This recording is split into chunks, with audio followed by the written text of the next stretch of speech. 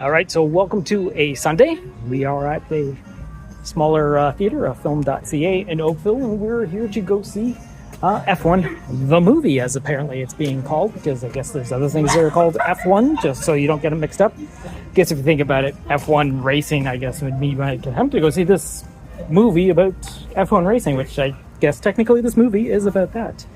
But so yeah, we're going into a theater now to go see F1 on a Sunday.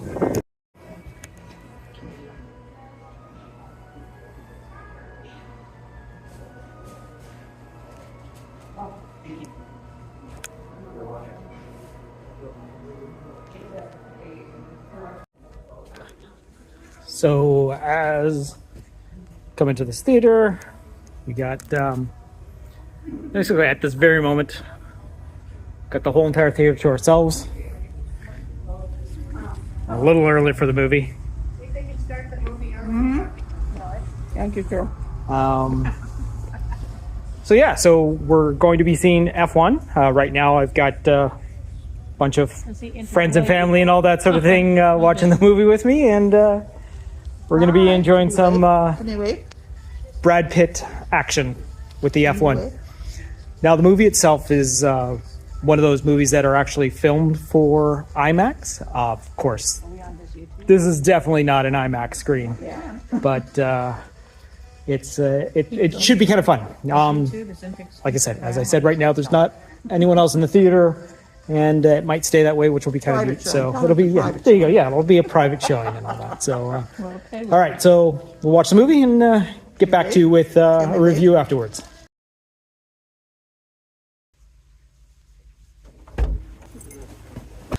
All right, so that was F1, and I gotta say, off the get-go, it is a racing movie.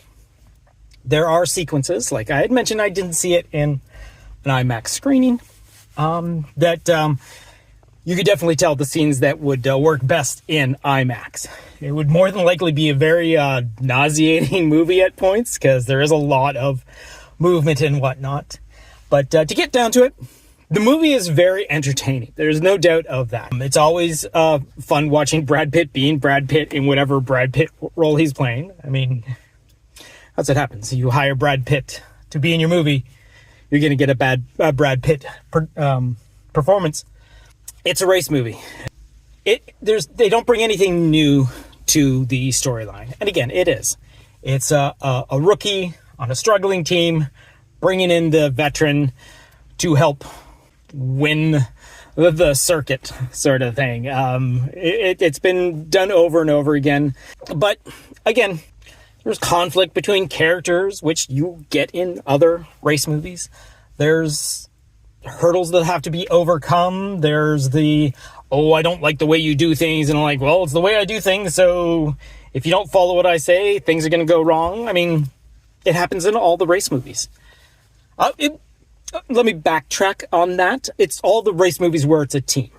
Like a Days of Thunder sort of race movie is the solo man, but we're talking Tom Cruise, so I guess he doesn't need a team and all that.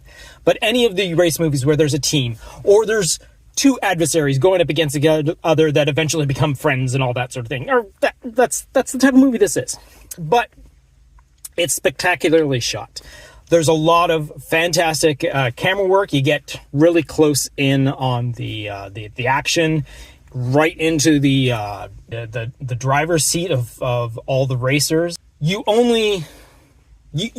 glance at the other drivers, but the movie focuses on these two characters. You don't see anyone in their car starting up all that. Okay, I lied. There's like a couple of shots of other drivers in their pit during the race and all that, but nothing locked on inside the actual cockpit of the vehicles like it is with our two characters of Sonny and JP. And I understand it's the way that the movie is told. But my one thing about race movies is when you have the announcers as part of your storytelling, where they inform the audience to something they might not realize, or like positions are traded around and all that sort of thing. While they do mention the other teams and all that, we hear a lot of what the what the commentators are saying is actually focused on our two main characters. So it's kind of aggravating. Like, chances are they're not always talking about that. And of course, in the sequences where it is something that definitely happens to one of our two drivers in it, yes, obviously you're going to focus in on there. But even when it gets to a point where they're starting to get better in the racing, they always seem to mention them in part of the thing, and then they're passing the other team name, like the Red Bull car or the Ferrari car. They don't really say the names, but they say the names of our Sonny and JP characters. So, I mean, but again, it's for the benefit of the audience, and it's the way you tell a story that way.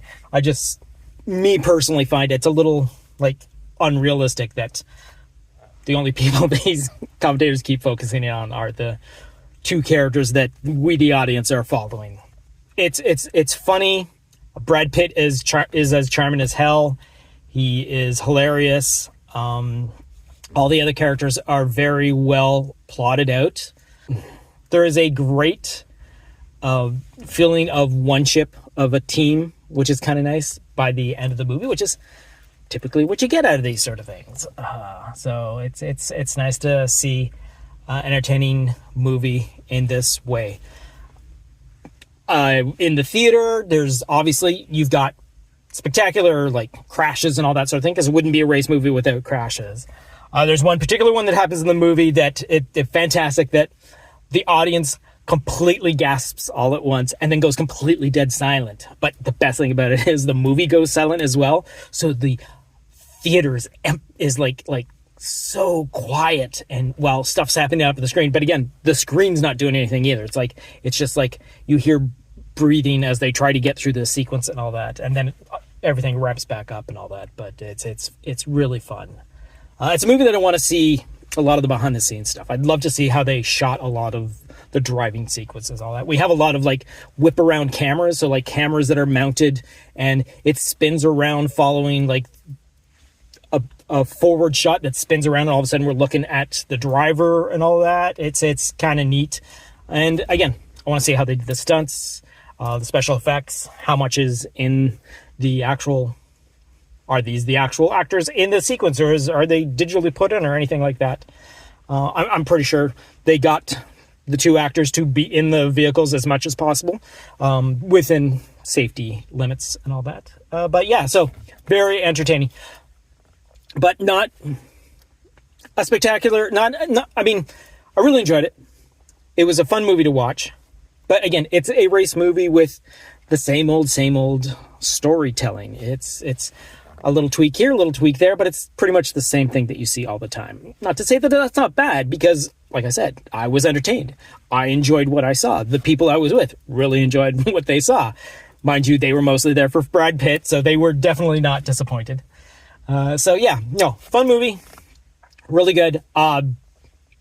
Definitely, I enjoyed this movie more than I did Mithrigan earlier.